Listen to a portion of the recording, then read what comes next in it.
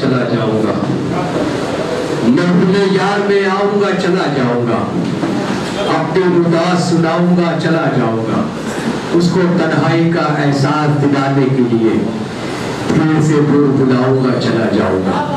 ترنم کا خوبصورت لہجہ میرے پاس موجود ہے۔ میری تنبیہ ایک ایسا شاعر ہے جو علی ہونے کے باوجود بھی ہمارے ساتھ لگا ہوا قربانی دے رہا ہے۔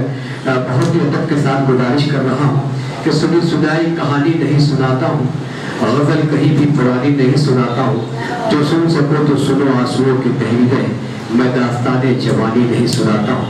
میں ملتمس ہوں محترم سعد الہ آبادی صاحب سے کہ بھائی کو تشریف لائے اور چند اشعار نماز کے شکریہ کا موقع ایجاد فرمائے۔ محترم سعد الہ آبادی صاحب اجازت آدمی پہلی بار ایسا ہوا ہے، میں احساس کمتری کا شکار ہوا نہیں کرتا ہوں کبھی، اور آج بھی نہیں ہوں۔ داد اتنی میں لیتی میری گلا بیٹھ گیا۔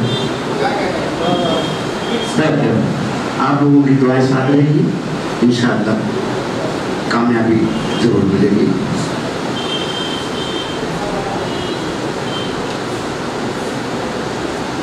ہم ہر ماہ پہلے جمعہ کو تحریر مشاعرہ یہاں کرتے ہیں جو کل ہو چکا۔ 3-4 مہینہ قبل مجھے غزل کہے کہ اس پہ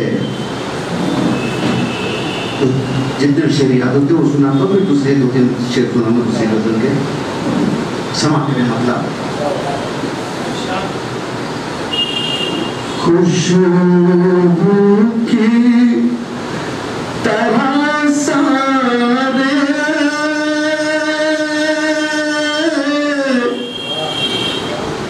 لفظوں میں آیا تھا، خوشبو کی طرح سارے لفظوں میں